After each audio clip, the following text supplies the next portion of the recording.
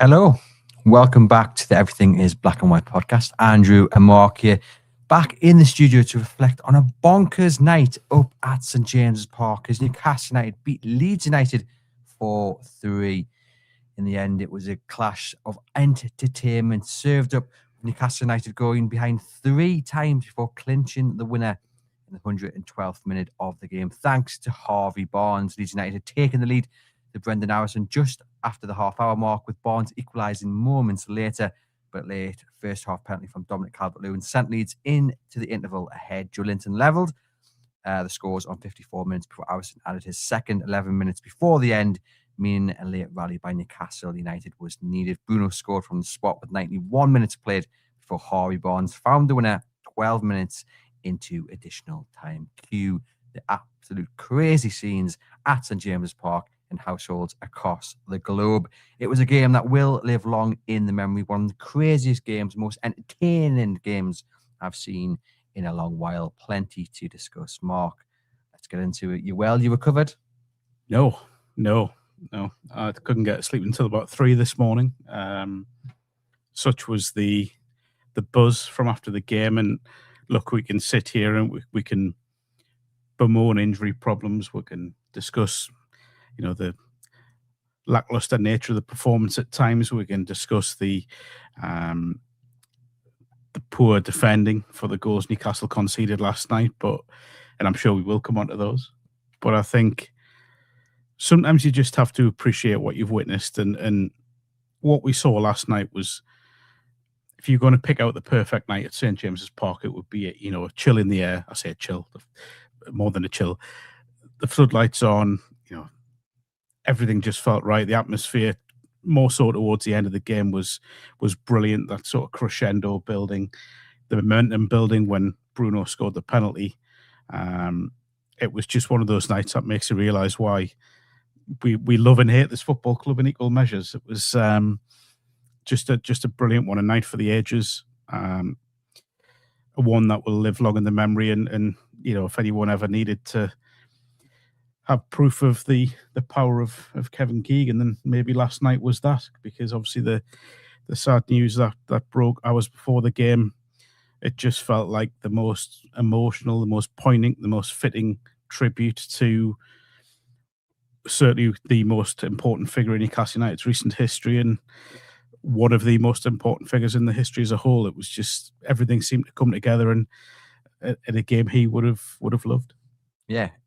Loved, I should say. In a game that he would have managed. He would have done. We wish Kevin all the best after his cancer diagnosis. It felt like the perfect tribute to him. It felt like the perfect advert for the Premier League. If you were going to say to someone who'd never seen the top flight of English football, this is why it is the best league in the world, and you'd show them that game, because from an attacking point of view, it was just wonderful. And look, it had everything across the board. It had drama, it had goals, it had chaos, it had injuries, it had errors. Like, it just had absolutely everything. It was like someone sat down before and said, right, let's just script this. Let's have a bit of a Hollywood movie theme running through this, because everything that you want in a football game to be entertained was in that 112 minutes of football. And we've got people watching live on YouTube and Facebook. And Indy here says, everyone, I think, is a bit off the pace this morning after last night. Agreed. I would say so. Let's start with the team news, because there were 2 changes made by Eddie Howe. Harvey Barnes and Nick Voldemare came in. One would argue that Voldemare comes in for rotation and Barnes comes in because of his antics against Crystal Palace. Other than that, it was the team that we largely expected. We know Voldemare and Wissa will rotate, but for Barnes, this felt like a real opportunity just to send a reminder of what he can do from the start. And look, if we're asking him to remind us what he can do, you can't have a better performance than that. You can't, but look, we spoke about him numerous times in the last month, and I don't want to say this feels like it should be like a launch pad for his Newcastle career, because I feel like he's had several of those. We look back to as far as West Ham, when he did kind of exactly what he did last night. And I just feel as if he is Newcastle's best winger at the moment. I don't think there's any doubt about that in terms of goal creation, goal scoring. He's outplaying your Gordons, your Murphys, your Elangas of this world. He's the safest bet going forwards to do everything you want a winger to do. I thought every time he got the ball last night, he looked like he was going to be a threat. Even when Newcastle were under pressure, he was the one that was, getting on the ball and trying to make things happen.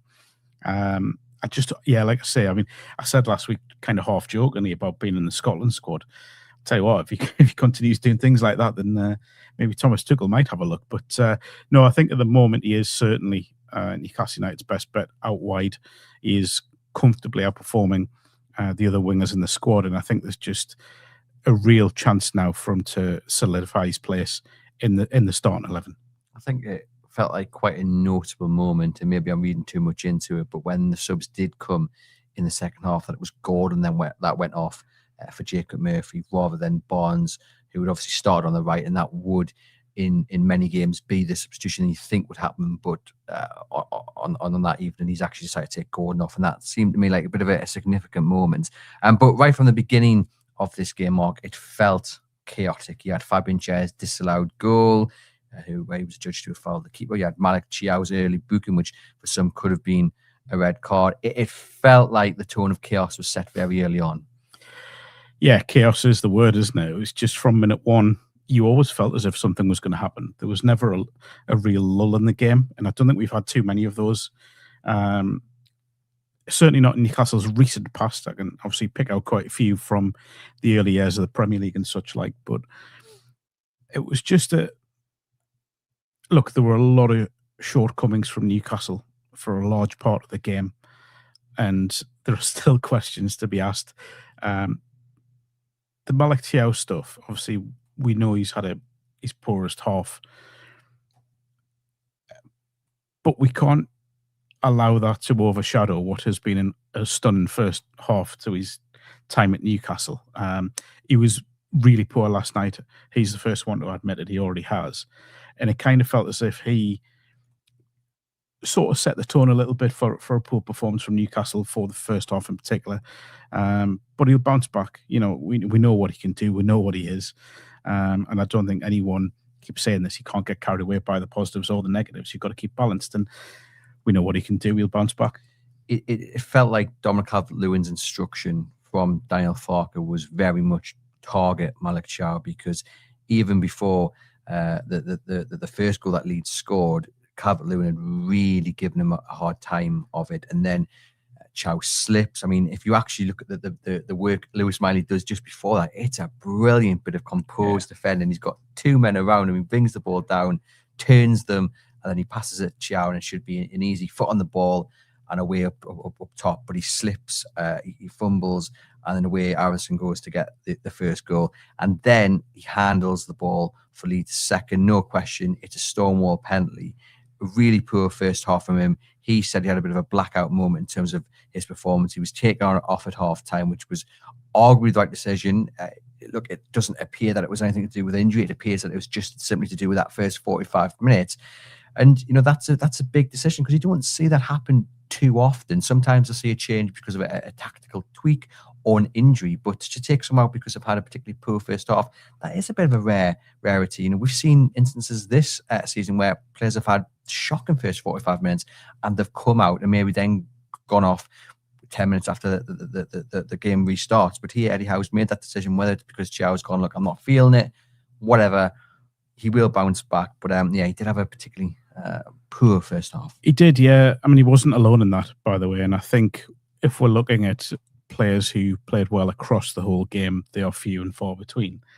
I think Eddie deserves a bit of credit for making those changes at half time. People may say it's an obvious one to make, but a lot of managers may have been in danger of overthinking that situation. He could well have allowed Chiao to go back out second half and, maybe try and get him through at the hour mark, see if you get an improvement. But I think it was a big call to make. It's never easy substituting players at half time, and I think Eddie deserves a bit of credit for doing so. But again, as I say, we know that he will bounce back. It was good to see Sven Botman get a I was going to say 45 minutes under his belt, but by the end of it was near an hour, wasn't it? But good to see him back. Obviously, he's going to be needed now because of that Fabian Schar injury. But yeah, Schar he'll be back to his best soon, no doubt about it. Let's talk about Harvey Barnes' first goal, because it's actually a really, really good team goal.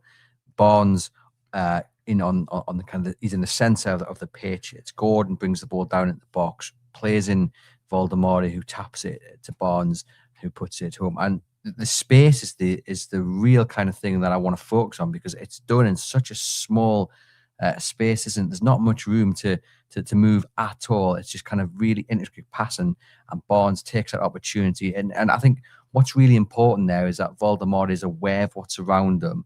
And then it's the weight of the pass, because you can easily hit that slightly too hard, and all of a sudden Barnes has got to take a touch. That allows the defenders to come onto him. But Voldemort's weight of the pass, and it was probably the only thing that he did of any note. And we'll get onto Voldemort in depth in a little bit. But the goal itself, I thought it might go under the radar slightly, but people need to watch it back and appreciate it for what it was. It definitely has gone under the radar. And I think you're right to point to Voldemort. I mean, the touch is just perfect, because it just allows Barnes to run onto it with little else to do. I'm completely underplaying the finish there, aren't I? But with a relatively simple finish.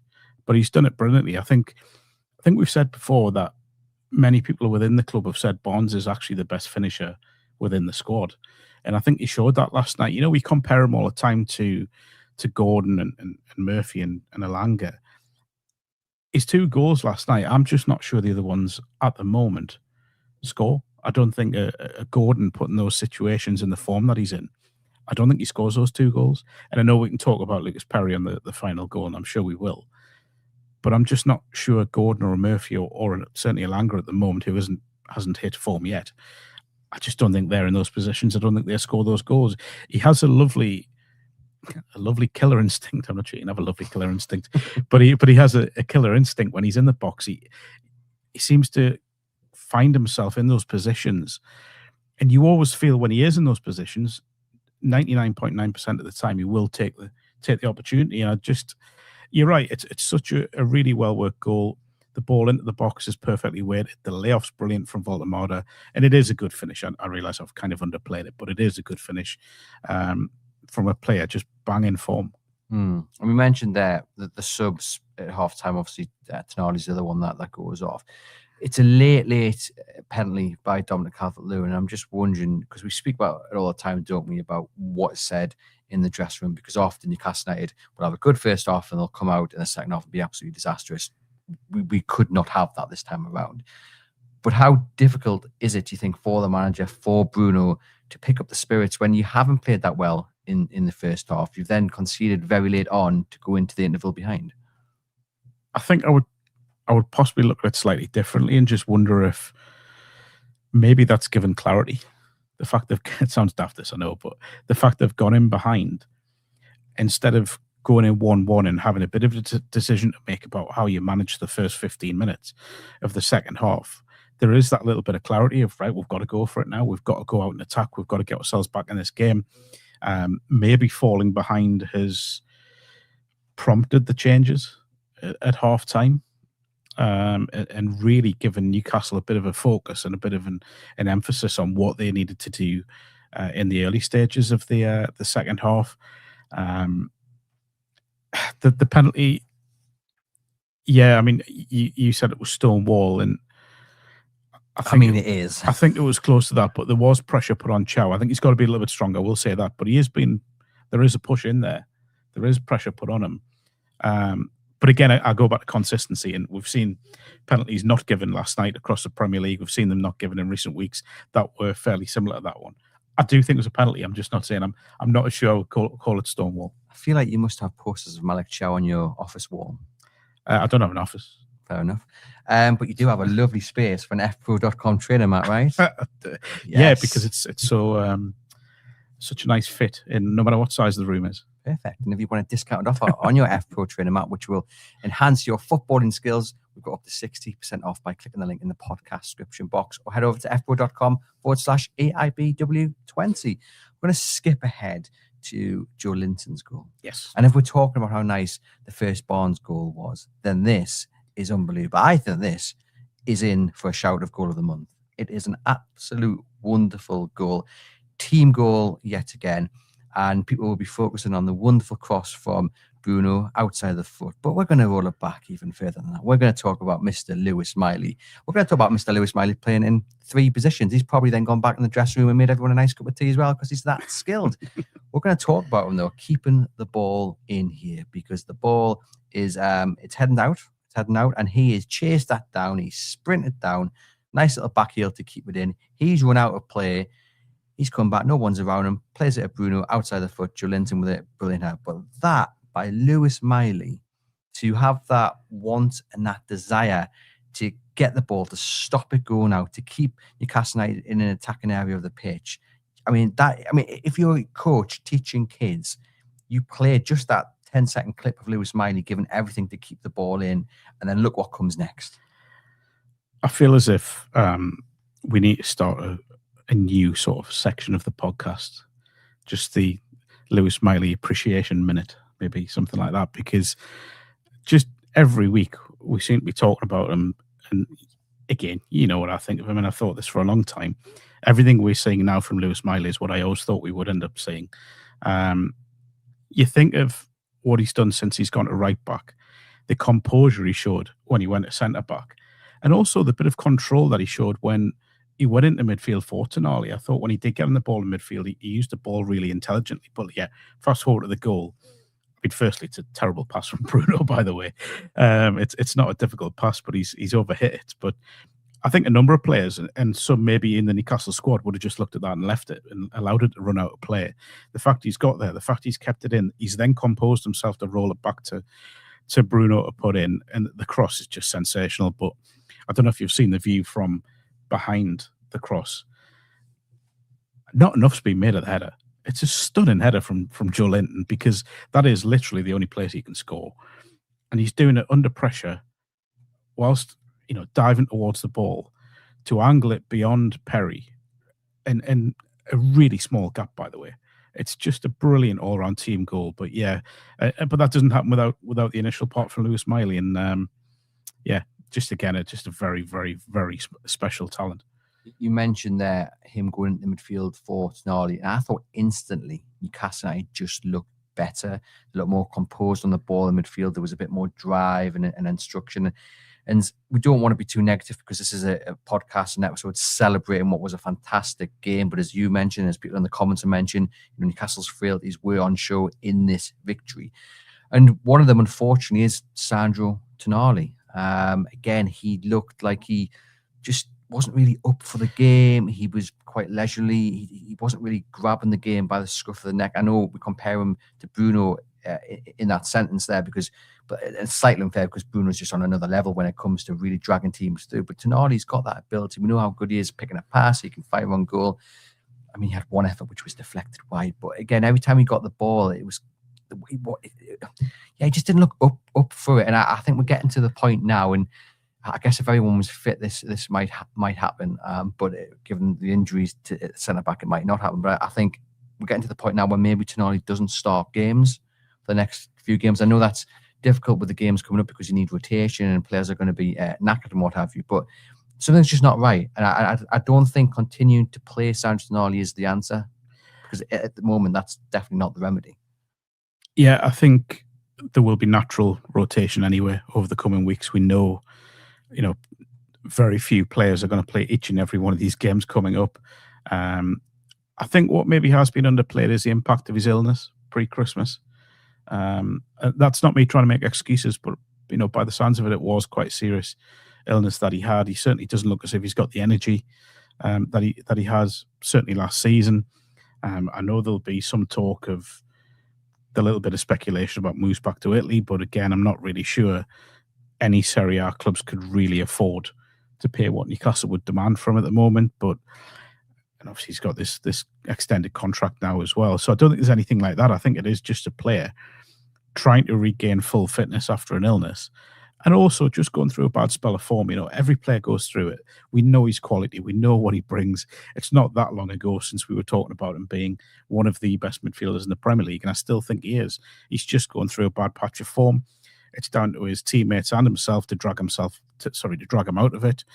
It's down to Eddie Howe to manage him properly over the coming weeks and drag him out of it as well. He'll get better. He will get better. It's just a bad run of form. This happens with players. And I guess with the standards currently being set by Bruno, by Joe Linton, by Lewis Miley, he has something to aim for, something to look at and say, yeah, I've got to get back to those levels, because we know that actually he can at times be better than those names mentioned. We just haven't seen it recently. And Joe Linton, again, since he's come back from that spell out, he's just looked a totally different place. Look, the Joe Linton of old, and he's really that driving force. He's complementing Bruno so well. Last night, he was very much in the chaotic nature of the game. Obviously, he gets booked for diving. He had then be calmed down by Bruno and Schar because he looked like he was going to put the referee into row Z. He was absolutely fizzing. He probably wasn't the only one, by the way, who wanted to do that. Yeah, the referee didn't have the best of games. And then there was obviously the goal that he scored. Then we've got the incident at the end when Bruno scores the penalty and he's with Ampadu trying to get the ball. Then maybe he should have been sent off just after Newcastle got the penalty, But his general play, I thought, was really important, just taking Newcastle United forward, but also being that physical presence. And long may this continue, because Newcastle United, for all the questions raised about Joe Linton and whether he has to be handpicked for certain games, for certain styles of opposition, the last few weeks, the last few games have shown how important he is when he's on song, he's answering the critics' questions, and he's just looking like he's finding that bit of form at the right time for Newcastle United. And for him going ahead to the summer for the World Cup as well. Do you not get the feeling last night was just one of those games Joe Linton loves where it is chaos? Because he is the bringer of chaos, isn't he? Let's be honest. He thrives in chaos. He thrives in blood and thunder. That's what he is. He's that sort of midfielder. If it was a tactical battle last night, which it wasn't at all, if it was a tactical battle, the game to an extent may pass him by. But the fact it was chaos, the fact it was unpredictable, it was two sides just going at it and not knowing what was going to happen from minute to minute, second to second, move to move. It felt like a game that was built for Joe Linton. Like if you picked a style of game where you think he would thrive, that was it. And I thought he was excellent. I thought, granted, Newcastle had spells where Leeds were, particularly first half, outplaying them in midfield, outmanoeuvring them, outthinking them to an extent. But he was one of the ones that, along with Bruno, that wrestled the game back in the closing stages. And just by putting himself about, and I thought what he did well, by the way, after he got booked, was not being overly physical and bringing himself, despite what you just said there, in danger of being handed a second booking for a foul. Until the end. But he just, sometimes he epitomizes everything weirdly watchable about this Newcastle side, where yes, they're having a poor season apparently, but they're now sat sixth in the Premier League. Cup games coming up that could take them closer to more silverware. But he just sums it up sometimes, because you just don't know what you're going to get from him. He can be this. Well, I'll tell you one thing I was thinking during the game as it was going on last night was Leeds kind of reminded me of how Newcastle were 18 months ago, where they were niggly and they were managing the game to their levels. They were doing the nasty stuff, being horrible to play against, delaying games, stopping Newcastle build momentum. And it just brought me to thinking about Joe Linton, how he was the leader in that sort of side of the game for Newcastle. And I think if we can get him back, which he is showing signs of, getting back towards that, Newcastle will be a far better side for it. I still say there will be games that aren't suited for him between now and the end of the season, but last night was perfect for him. Yeah, and an end-to-end game, that's where he can really earn his money. We've got Fred here watching live on Facebook saying there was some great play by both teams on the day. However, again, it showed some of our frailties. Pope was all over the place and instills no confidence in his defence. However, we battled to the final whistle, and what a testament to the entertainers and Kevin Keegan. I mean, yeah, Nick Pope had a few shaky moments. One in particular in the second half where he races out to get across and he's nowhere near it. And James Justin hits the bar with a head and Fabian Schar manages to clear it off the line. And Fabian Schar gets a nice high five off Nick Pope. And I think we've spoken about this previously, that obviously people have their thoughts on this, but I think there are some times when I'd just like to see a bit more of a reaction from players. Like, what is Nick Pope doing there? And I get you're not going to get Nick Pope up against the post and say stop coming out, but just a bit more of a harsh words, because that would have changed the game. It was a crazy decision from Nick Pope. I mean, both goalkeepers. I was just about to say weren't exactly brilliant on the night. But Nick Pope's, that's the kind of flashes of mistakes that we see from him, which is exactly why most people say let's get a new goalkeeper in the summer. Yeah, I think this is a discussion we've had so much in the last 6 weeks, if not longer. I think Pope, when it comes to shot stopping, is right up there. He is a very, very good goalkeeper. But then you look at the other side, wasn't as commanding throughout the games he can be. The kicking side of it's been well discussed. But again, I don't think you get everything you want from Ramsdale either. So it just, again, points to next summer. Look, I don't think it's going to happen this month because there's too many priorities elsewhere in the squad. But Newcastle need an elite goalkeeper if they want to get to where they want to get to. I've said this many times. And last night was just a little indicator of further proof of that. I think they need to get to the summer and go big on a goalkeeper. And you mentioned priorities this month. One that might now be at the top of the list is a centre-back. And I had one of them kind of, oh my goodness moments when Fabian Schar went off. I mean, that was bad enough. But I turned to my friend who I was watching the game with at St James's Park and I said, imagine if Malik Chow's gone off because of an injury. And then it was like, oh my goodness. I mean, thankfully, it doesn't appear that to be the case. But Fabian Schar, I mean, I have to say, the way he reacted, the fact that they strapped his leg up straight away, Eddie Howe said it's an ankle issue and it doesn't look good. Some have said that might be the last time we see Fabian Schar in a black and white shirt. I hope that's not the case, but you could see by the way his hand went up straight away and the way he was kind of wriggling around on the floor, you knew it was serious. And he'd had a decent enough game up to that point. I mean, there was one particular challenge in the second half in the box with Dominic Calvert-Lewin, which was a goal-saving challenge. The ball comes in from Leeds' left, and Fabian Schar gets in front of Dominic Calvert-Lewin with 4 yards to the goal line. It's a brilliant challenge, a really, really good challenge. Saves Newcastle United. Then moments later, over on the touchline, he's gone in again with Dominic Calvert-Lewin. His ankle's been caught up in the challenge, and off he goes on a stretcher. Horrible injury it looks like, and it might force Newcastle's hand in the transfer market to go out and sign a defender. Well, I think Eddie has indicated that Dan Burn is back on the grass but not ready to return. Jamal Lascelles, I think he said, is still not feeling right in himself, I think was the way he put it. So basically Newcastle looking at Botman and Chow as their centre-backs with, Miley as a backup, I guess. But interestingly, I was really, really surprised by Eddie Howe's comments after the game where he said in training, Lewis Miley is trained more as a centre-back than he has as a full-back because we think he can play that position. Yeah, but again, the one thing I don't want for Lewis is to become this sort of... I was remember saying this about Aaron Hughes, where Aaron Hughes could play 3 or 4 different roles. Ironically, as a holding midfielder, he played a couple of times, I think, centre-back or right-back, but you never quite knew where he was going to fit in. And I thought yours suffered a little bit because of that. I don't really want that for Lewis. Yes, it'd be great if he can do that, but it'd be nice to have him have a defined position. But going back to the initial sort of question, I think there probably is a need to bring a centre-back in now. If it is as bad as we suspect with Schar, there's a chance it's going to be months by the look of it. We might not see him again this season.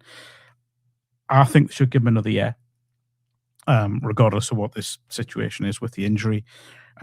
I think he's more than capable of being part of a Newcastle United squad next season. Maybe not in the starting lineup, but certainly being a part of a squad that will challenge on a number of fronts, hopefully. But there is now a need to go and get a centre-back. There will be options out there.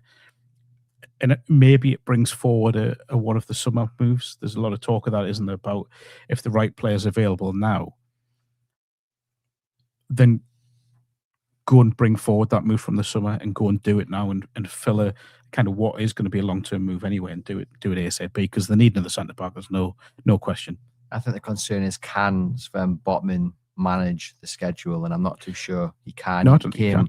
obviously off the bench last night, and he looked a little bit rusty. I mean, Leeds' third goal, he has to do better. I mean, obviously the mistakes I made prior to that with like giving the ball away and Ramsey stumbling, and then Newcastle are so open because they've gone forward that Leeds have space to run into.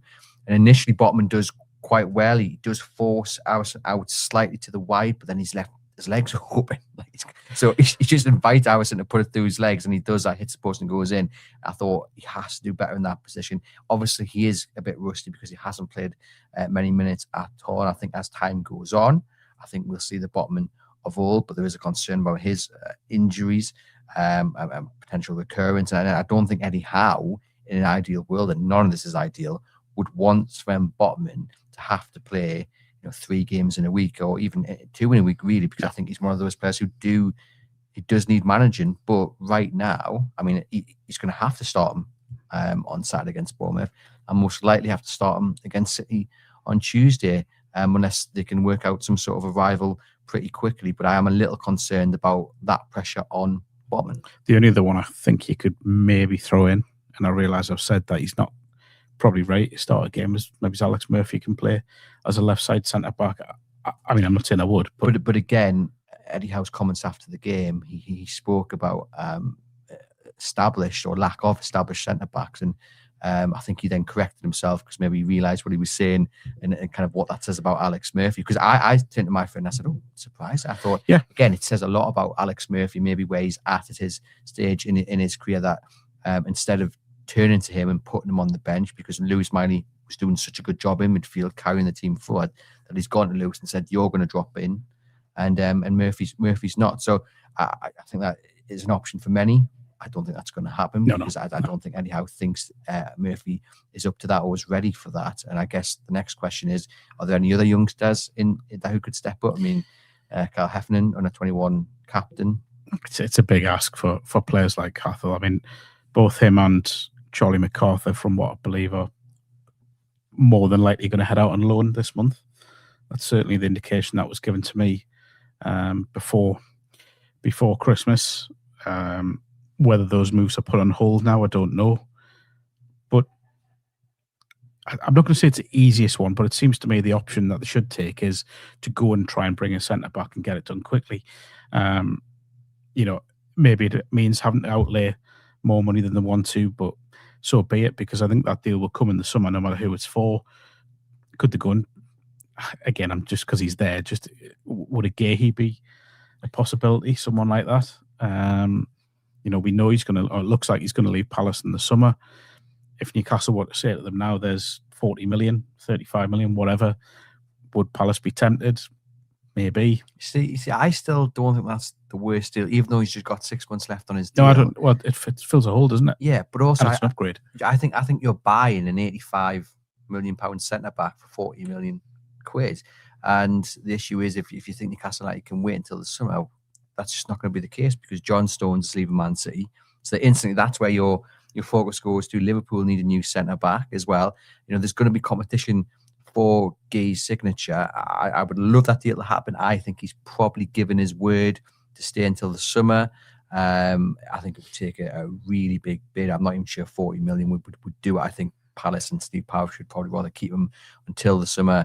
And, because staying up in the Premier League is worth more than what they would get for Gay, despite, if it was 40, 50 million on the table. So I would love it to happen. I don't think it's going to happen. No. And that just kind of then leaves you looking around Europe at potential options. I mean, if Newcastle can go and find a gem like the Sunderland centre-back that came from La Liga, he's superb. He's a really, really good defender. Then, they could go and find themselves a potential bargain. What'll be interesting, and we'll never know the answer to this, is whether they've already got the list of potential centre-backs, whether they've already done their homework on potential options, and it's a case of, all right, now we pick up the phone and say, as you've alluded to, we're going to do this in the summer, but can we maybe do it now? Or do they have to start from scratch at finding a potential new arrival? I think the way Newcastle work, they will have a list of options in every position. No matter whether we think they're strong in that position or not, they'll have options in case someone leaves or in case you have a situation like this. So there will be something in place where they can look and go, well, we've watched him a few times, think I'm right in saying it's, the centre back at Sporting. They've watched a few times. Diamande. They've watched him. You look at people like Steve Nixon, just everywhere around the world, there'll be centre backs that they have in mind. So it's just a case of, do they go and trigger that move now instead of waiting until the end of the season? I think they have to. I don't think, even if Dan Burn's back in 2 weeks, you're still asking Sven Botman to play 4 games against high caliber opposition. Bournemouth are dangerous in attacking areas, even though Semenyo at the time of recording is on his way to Man City. They've still got great options in forward areas. Then you play the likes of your Man Cities. We know PSV's on the horizon as well. So they absolutely have to, at very least, look in to bring the centre back in. I think they have to do it. I mean, there should be money to spend after the Isak sale. Someone like Murillo, potentially, Nottingham Forest are not where I think he'd want them to be in terms of European contenders. Could that be an option? I mean, I think he's a fantastic centre-back. He's left-sided, so...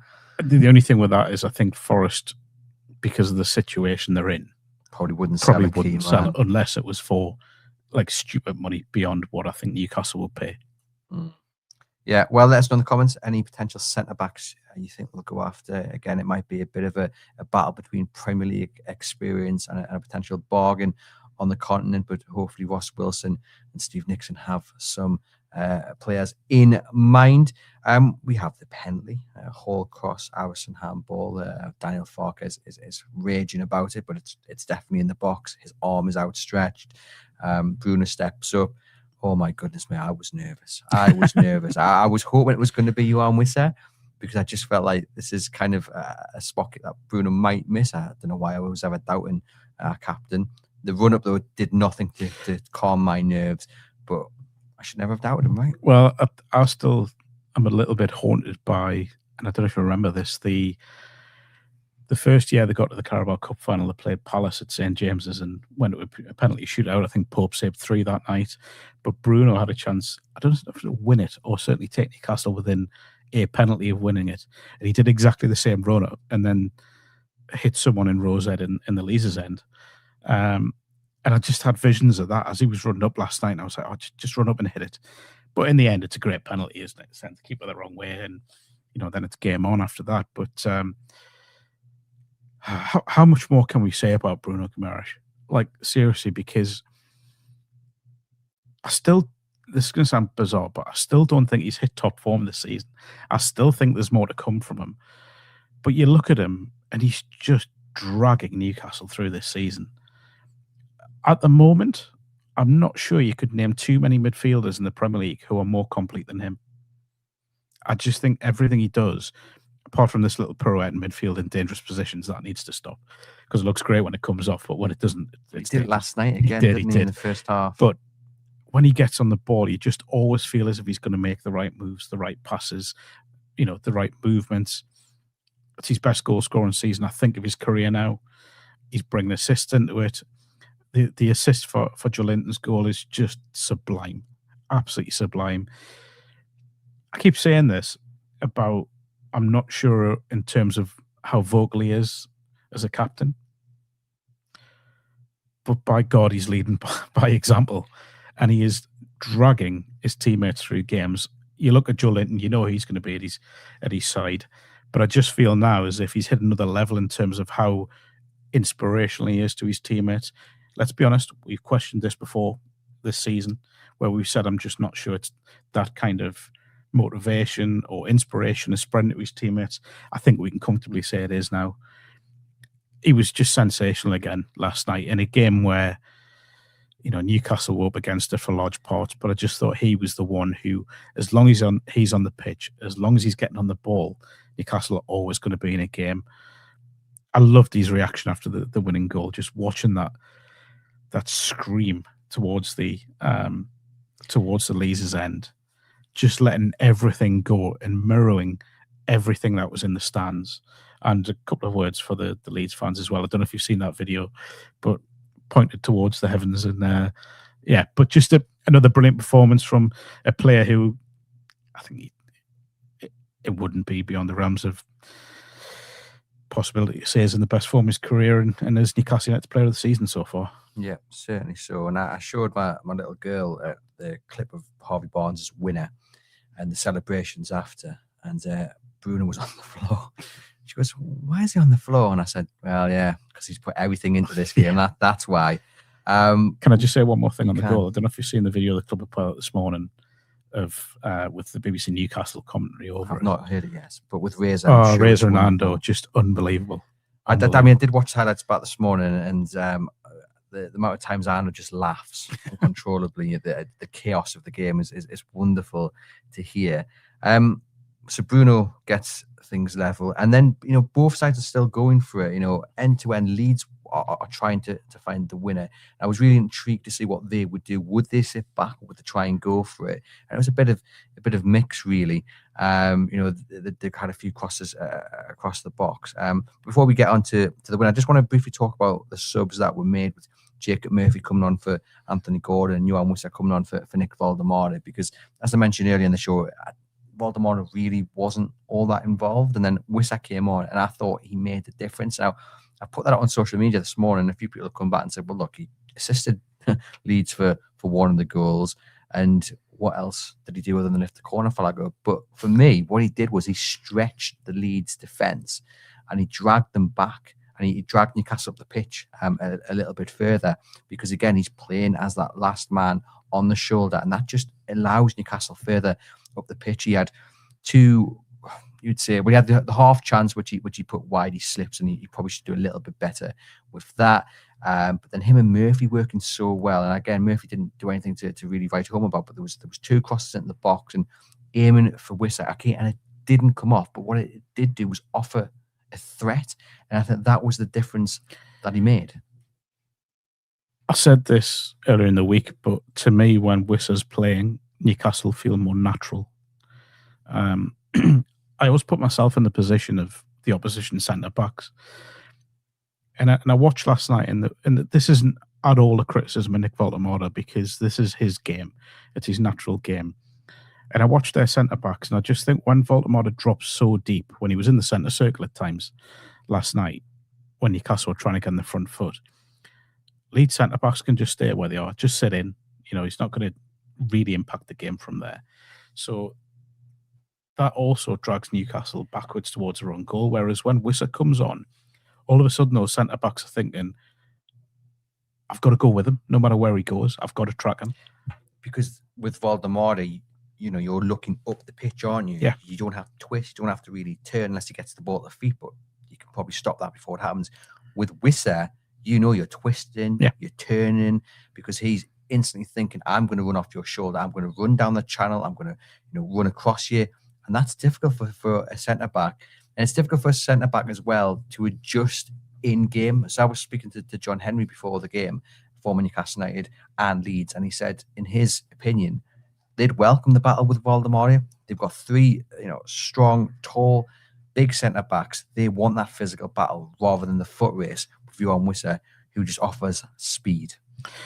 It's true, and centre-backs hate playing against speed. I think that some of the players we've had at Newcastle, I go back to your Andy Coles, your Craig Bellamy's, centre-backs, I'm not going to say they'd be happy to have the physical battle with Alan Shearer, because you know what Shearer was like. He loved that side of it.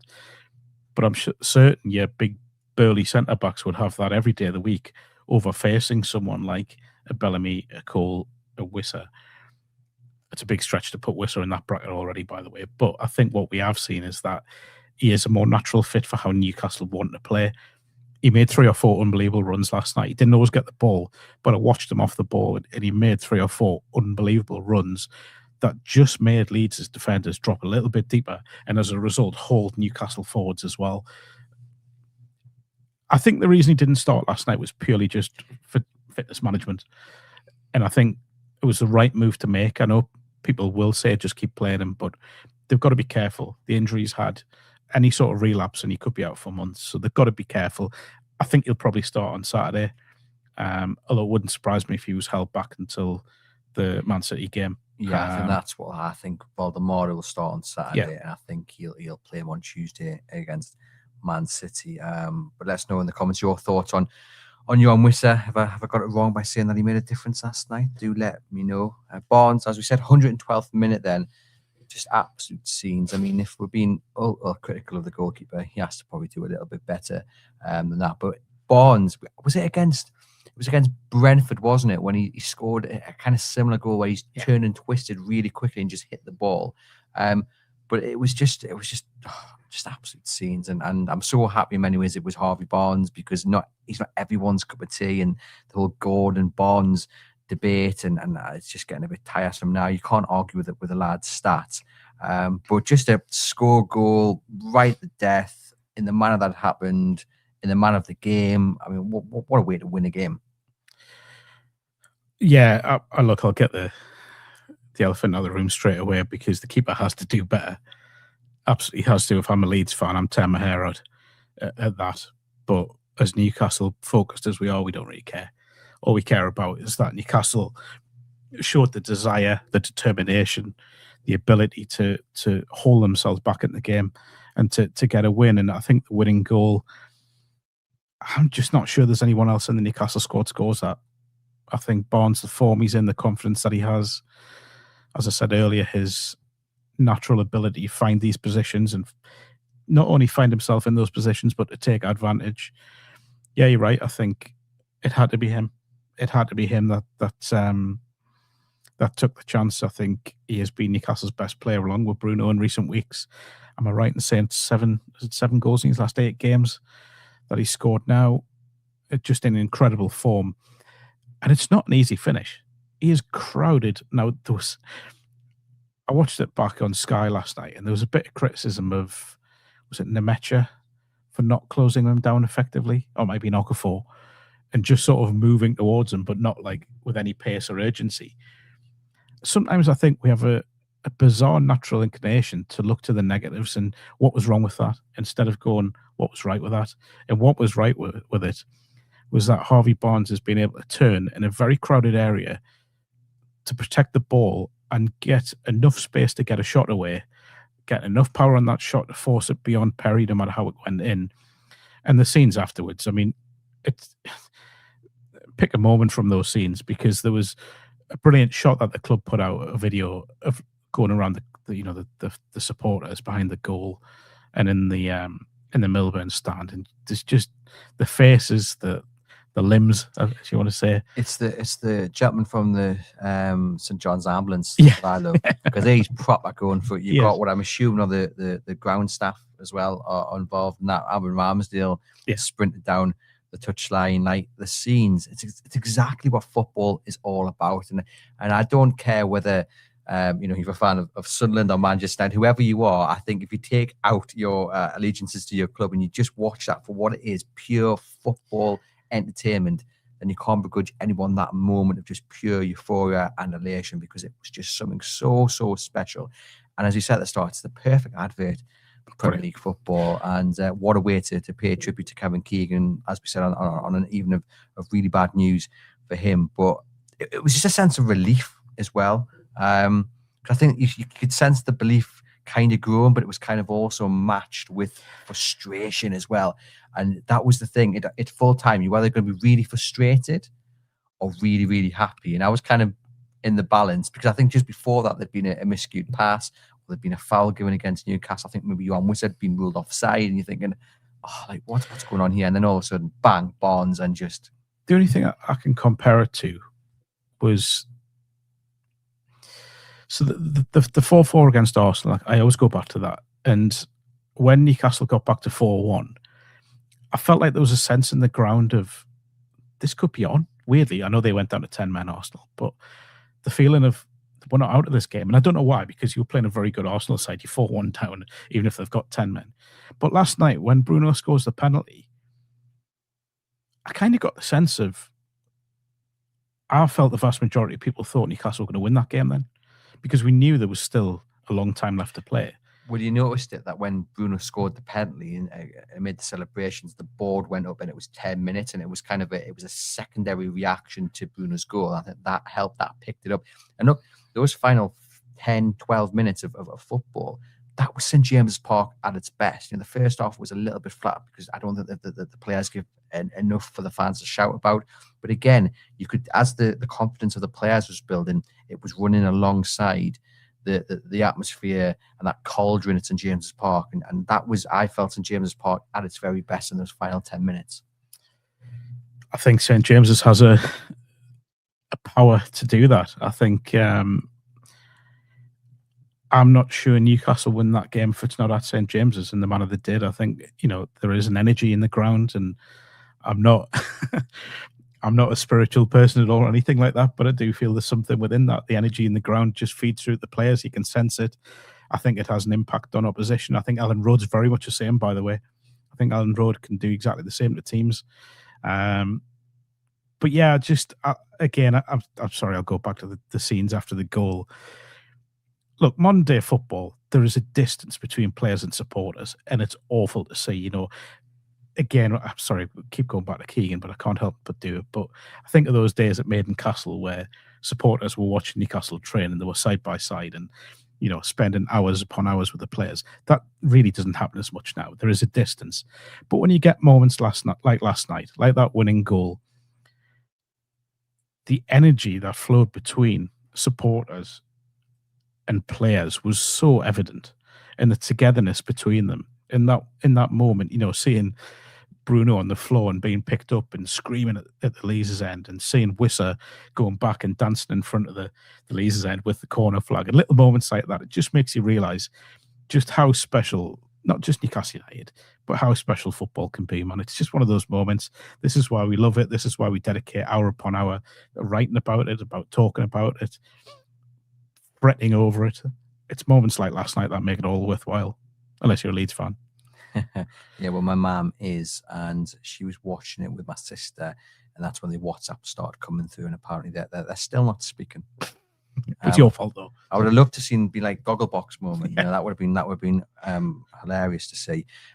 Just a reminder, ladies and gents, this episode is sponsored by NordVPN. Do click the link in the podcast description box for a discount offer on your NordVPN plan. No risk with a 30-day money-back guarantee, and one subscription can be used across 10 devices. Mark, I believe that is the first win for Newcastle United coming from behind since February. So that's something to cheer.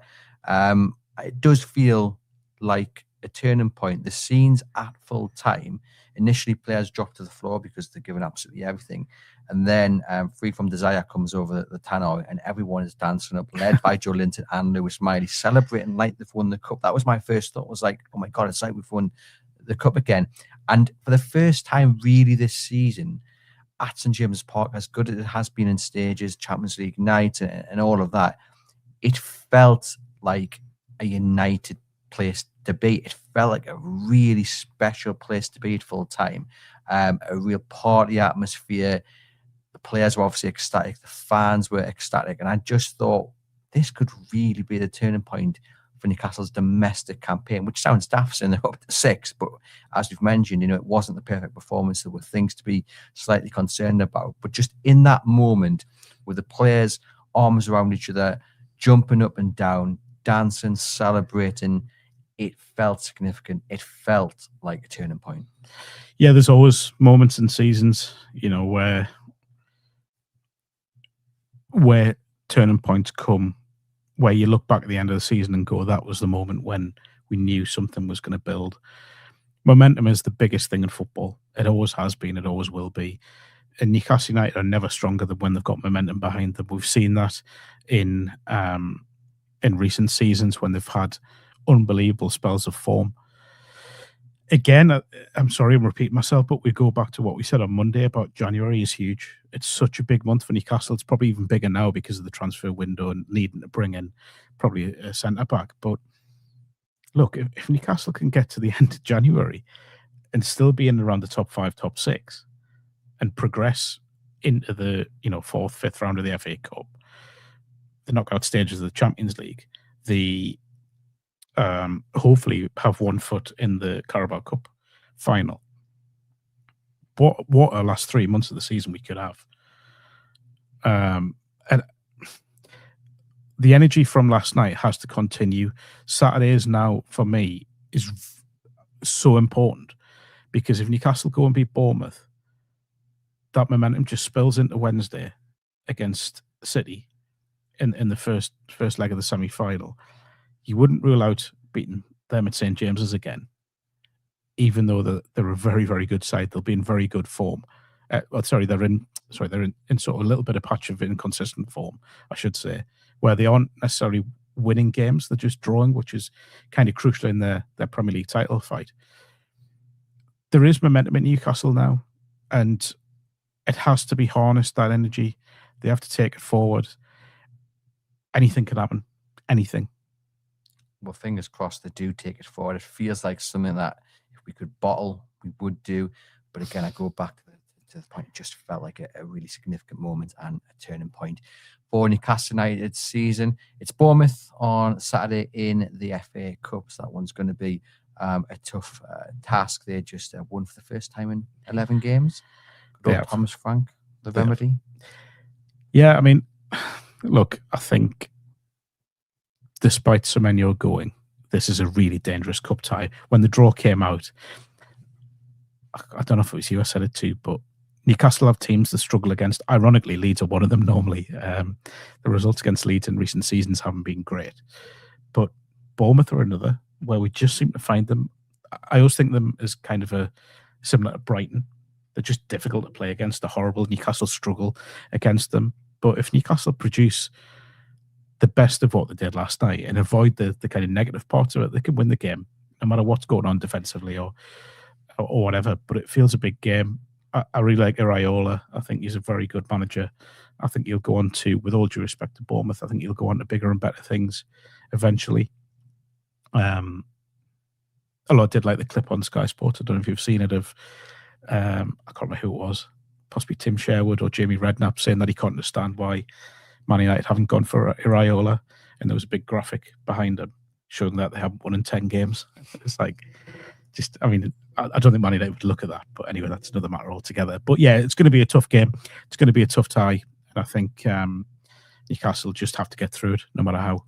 Well, we'll have the match preview with John Gibson coming up later in the week. Big thanks to Mark for popping on to the show and sharing his thoughts on Newcastle United's 4-3 victory over Leeds United in a bonkers game up at St James's Park. Big thanks to you guys watching and listening. Do get into the comments, and I will see you guys very soon.